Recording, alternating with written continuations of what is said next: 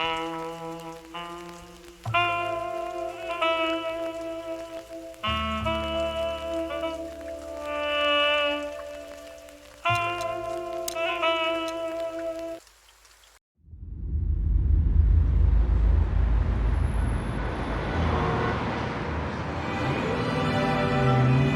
ran out to get a pack of cigarettes, but I left my wallet at home.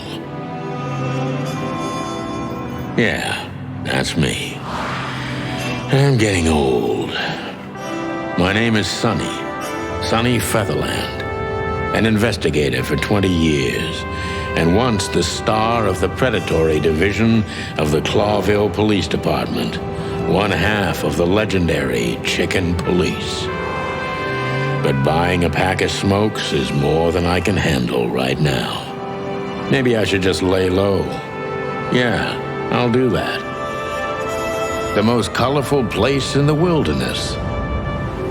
For all the gods, what bullshit. The last clucking color left this city years ago. And slowly I'll turn gray too.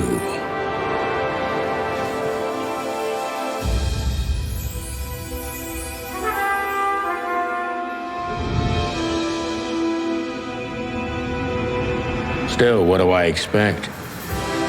We're living in a vast experiment, and don't even notice that everything got clucked up a long time ago.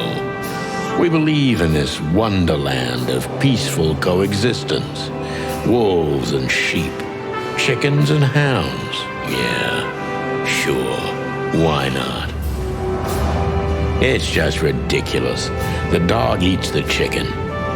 It's in our nature. I'm not propping up the illusion anymore. 121 days, and it's over. Retirement.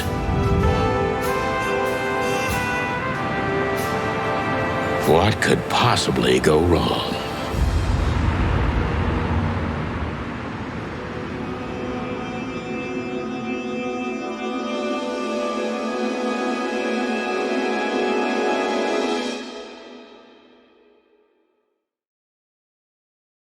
Ah, crap. My office lock is a piece of shit if a dame can pick it. She stood in the darkness. The light painted stripes on her body. It whispered secret little things that were never there in the first place. But she was no zebra. Reality was just a light switch away. Elizabeth or Charlotte? I was sure she'd have a sophisticated-sounding name. She had a bygone look in her eyes. Older than this ancient building, and perhaps the whole city itself. Or maybe I'm just drunk. But she was the first womanly thing in my place for a long time, so I had to give her a chance.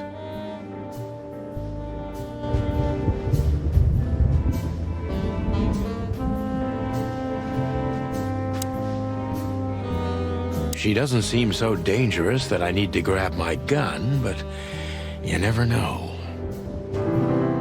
My last cigarette. You're lucky I don't have a light, pal. My wallet and my badge. The wallet is real. The badge ain't.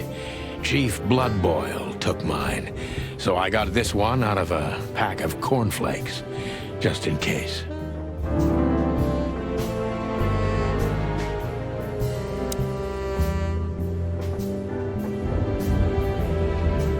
I wanted to travel the world when I was a kid, but I think I'm gonna end up dead in here whether I like it or not. Behind that door lies the kingdom of dirty clothes, cigarette butts, and empty bottles. The good things in life don't last long. The best ones always leave first. I saw that in the window of a shoe store. I never understood it, or what it had to do with shoes. M.B. Davis, the eternal king of jazz. The photo is from the days of jazz prohibition. I only heard the old man live one time, but I'll never forget that night. And not only because I woke up at the harbor without my gun, my badge, and my pants. This is This is one of the most beautiful memories from my old life, before Molly left me and took our daughter. The Wild Gentlemen. Those guys rebuilt the city after the Great Fire of 867. My heroes when I was a little chick. I'm starting to think they should have left Clawville as it was, burned to the ground. We used to be star cops a few years ago. Tabloid press, radio interviews, and even a book series. I don't miss those days. Of course, Marty, my old partner, would disagree. He just loved the spotlight.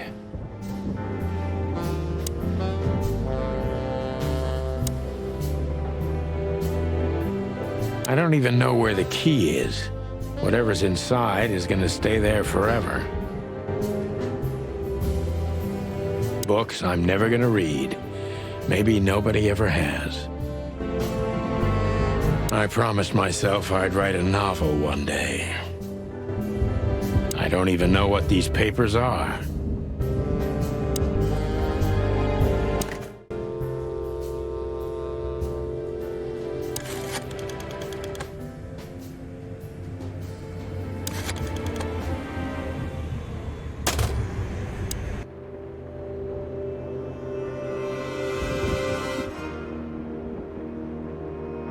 I don't see colors anymore.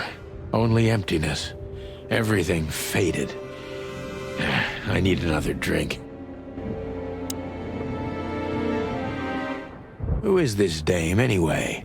And what the cluck is she doing in my apartment on New Year's Eve? Let me introduce myself. My name is Deborah, Miss Deborah Ibanez. You're mistaken, ma'am. Oh, really? Please enlighten me, Mr. Featherland. I'm not a private eye. I'd recommend Mr. Philmar Lowe instead of me. He's a nice guy. Believe me, Mr. Featherland, it's not an accident I came to you. Look, miss, I work for the police, and I'm currently on leave. I couldn't accept private commissions even if I wanted to. Not even from a classy dame like you. Am I that easy to read? That's my job. But tell me, since you've invited yourself in, would you like a drink? I don't usually drink. Well, I've gotta have one. And it'd be rude of me to drink alone. So, maybe some sherry? If you insist. But bourbon, please. Thank the wild ones.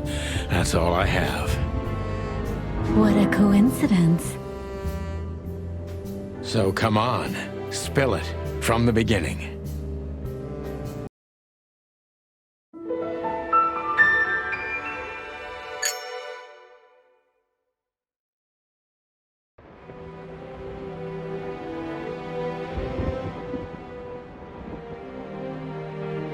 I can't even... I need a secretary.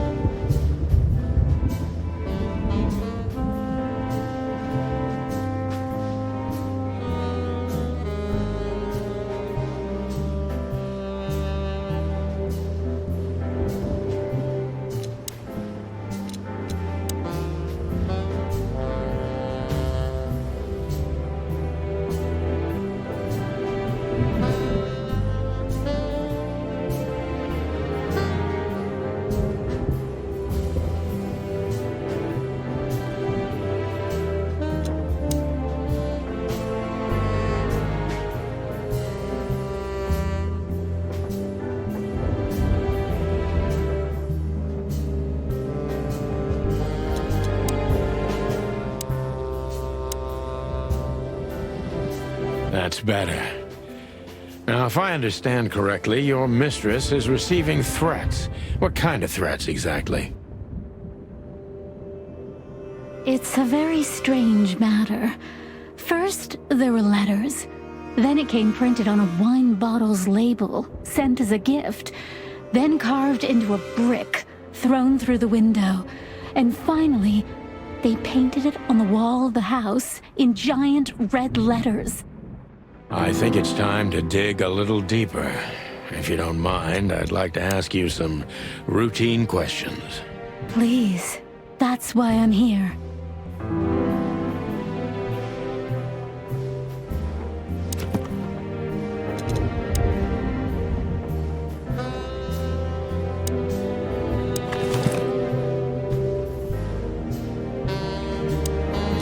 I haven't dusted you off in a while, partner.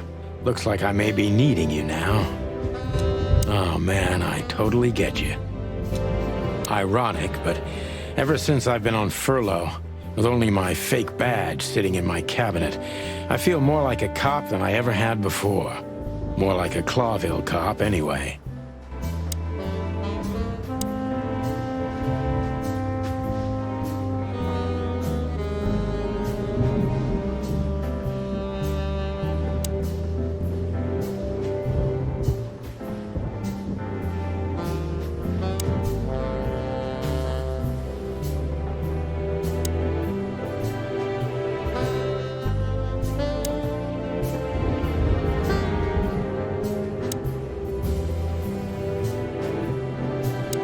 I must be cautious and smart.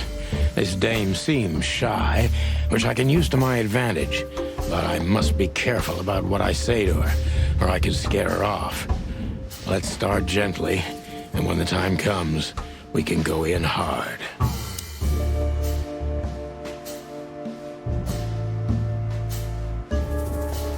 Who exactly are you, ma'am? I'm not somebody important, Mr. Featherland. You're important enough to deal with such a delicate matter, right? I carry out the wishes of my employer, nothing more. This means simple paperwork, most of the time. You've been thrown into deep water, sweetheart. Tell me, can you even swim? Believe me, this is just as unpleasant for me as it is for you, if not even more.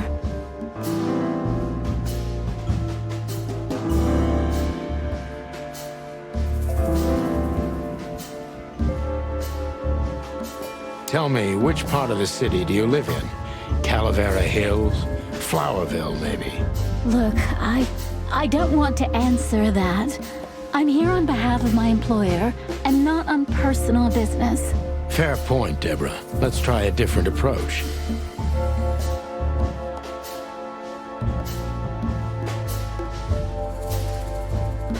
Why did you have to visit me this particular evening?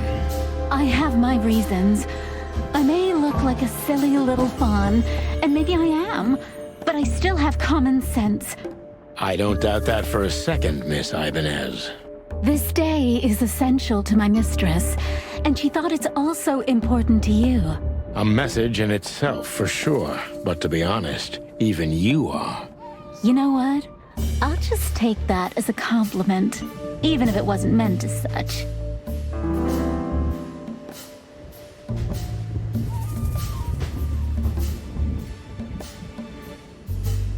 Why did you come to visit me? Why not your employer herself? My employer is Miss Natasha Katsenko. She hasn't been leaving her home lately, only if she really has to. How so? Miss Natasha is afraid. She's scared because of those unwanted messages, and everyone knows who she is. So she's that kind of woman. I don't know what you mean. Of course you do, Deborah. Thank you, by the way. We're finally getting somewhere. We avoided the point long enough. Deborah's hiding something, no question. Let's focus on that.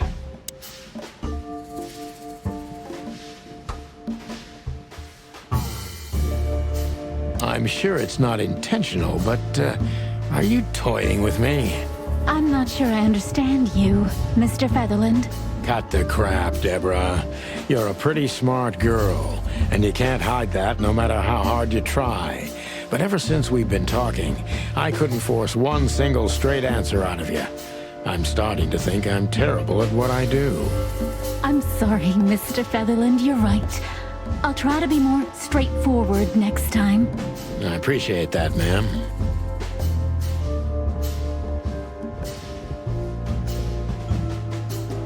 Are you in some sort of jam?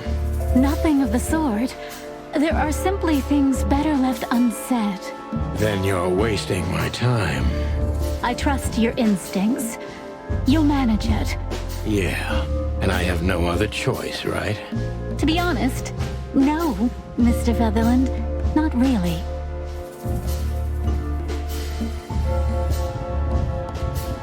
Don't you think this whole thing is a little suspicious? Look, Santino, I'll explain everything.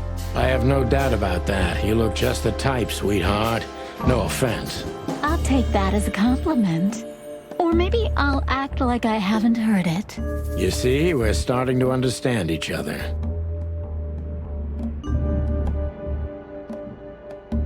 Tell me, Deborah, why should I believe you at all? Because my mistress trusts you. Should that be enough? If you really like what she thinks you are, then yes. Damn, what can I say to that?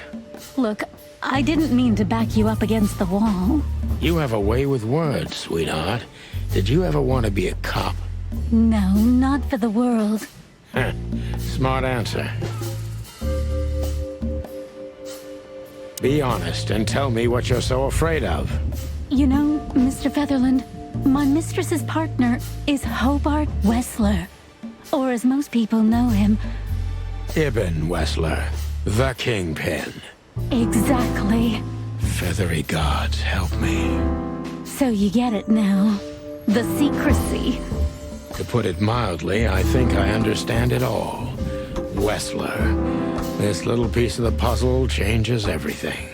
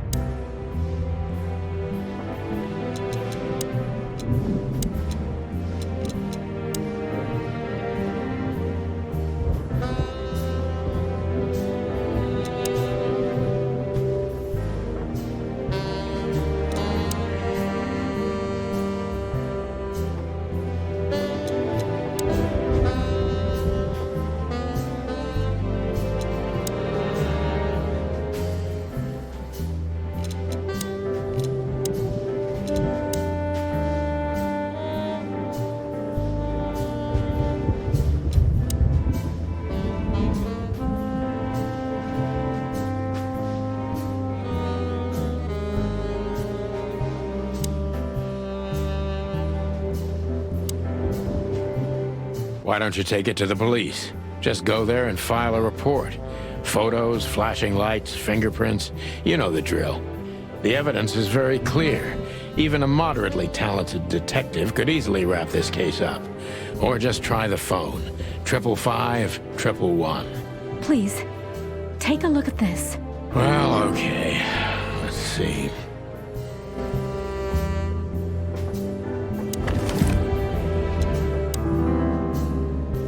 I know Molly very well. Please note this when deciding whether or not to accept my assignment. Miss Ibanez is a trusted friend. Treat her as gentleman. N. I felt like I'd been hit on the back of my head with a blackjack. Reality tilted. Molly. Good gods. What was her name doing there? I glanced at the opposite wall, with the well-worn picture frames. Like an eternally dark hole in the wall. A missing piece. She was wearing a light silk dress and singing a lullaby.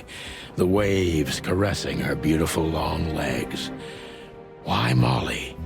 Why now? Mr. Featherland? Santino, are you all right? What the hell is this supposed to mean? I don't know anything, Mr. Santino. My mistress told me to give this to you. She said you'd understand. Don't you? Oh, of course I understand, Miss Ibanez. I get it very well. But this case is becoming more and more confusing. It's starting to look like blackmail. Blackmail? Don't play innocent with me. But... All right. When can I visit? Visit? Me? Not you. Miss Katsenko. Oh, yes. You can find her at the Tsar Club. Didn't you tell me she's not the social kind? That she's especially unsociable? Or does she only like loud and crowded clubs? No, she's really not like that. But she owns the place. Judging by the flyer, it must be a very busy club, especially on New Year's Eve, right? I'm sure you'll have no trouble finding Miss Katsenko, but there's one small problem, Mr. Featherland. Let me guess. Mr. Wessler better not know about my visit. Exactly. How did you know? 20 years experience, ma'am. Oh, and please, call me Sonny. It was a pleasure to meet you, Sonny. I'll talk about the rest with Ms. Katsenko in person. A good friend of mine would be happy to take you home if you'd like. I'd appreciate that, Sonny.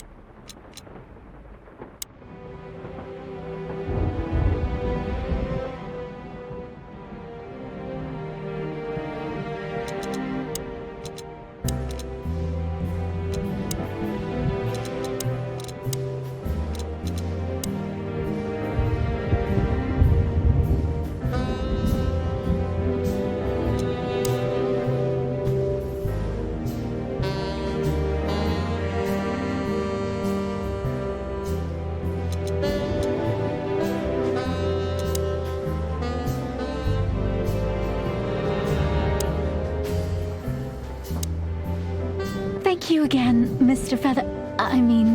Sonny.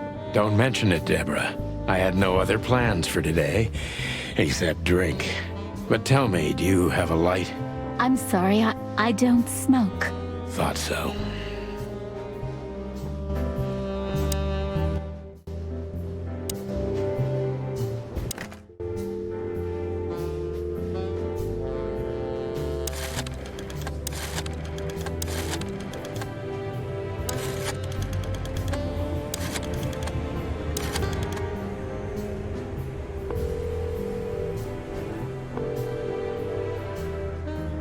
Hey, Lewis. Am I bothering you? No. Of course not, Sonny. Old friend, what's up? Could you come over? I've got a favor to ask if you're not busy. For you, anything. Just a minute.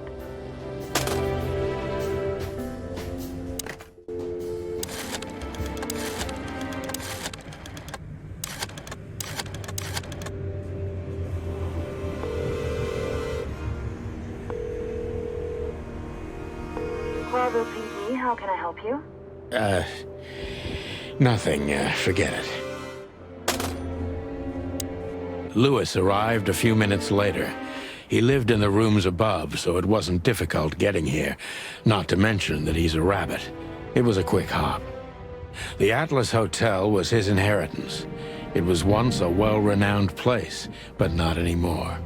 The last economic crisis ruined it, and now, besides me, he was the only resident of this enormous place. The good old rabbit. I can always count on him, even on New Year's Eve. Thanks for being so quick, Lewis. Can you drive Miss Ibanez home?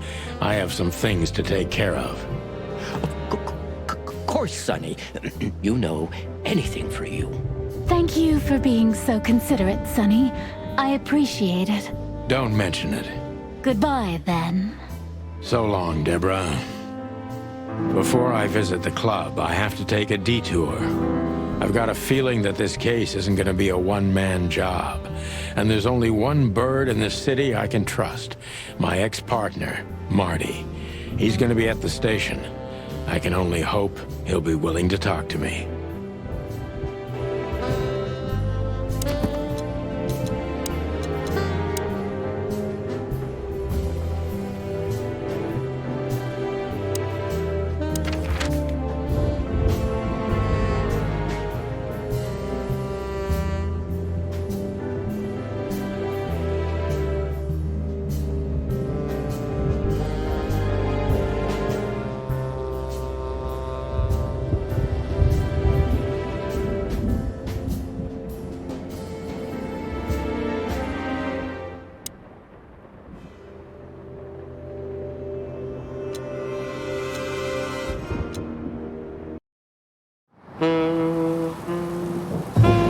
It was New Year's Eve, and I was driving, half drunk, risking my whole life's work.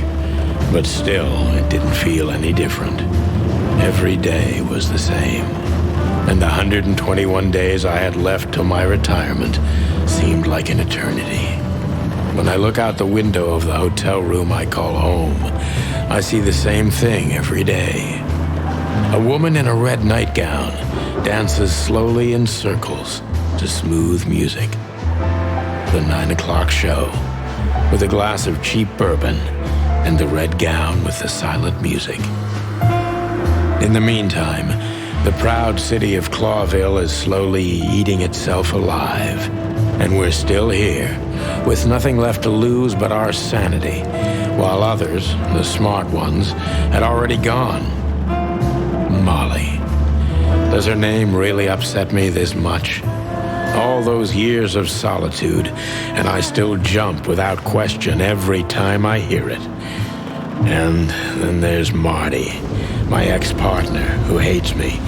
But I know I have to speak with him, no matter what.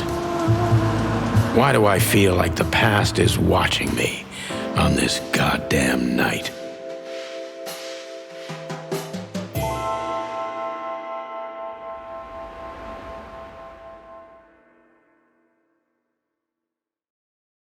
I knew where to find Marty.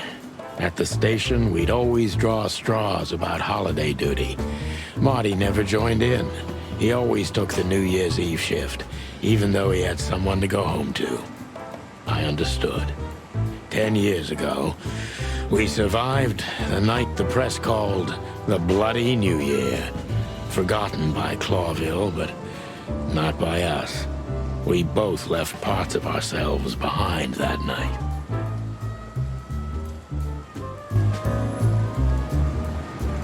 Special thanks to my patrons, Justin Wood, Hobbs, Scoopy Vegeta, Gunrunner, Water, and Bad. You can join my patrons at patreon.com/HoldenGatsby, follow me on Twitter at HoldenGatsby, and follow my Twitch at twitch.tv/HoldenGatsby. Don't forget to subscribe to both of my channels. Thanks for sticking around. Bye.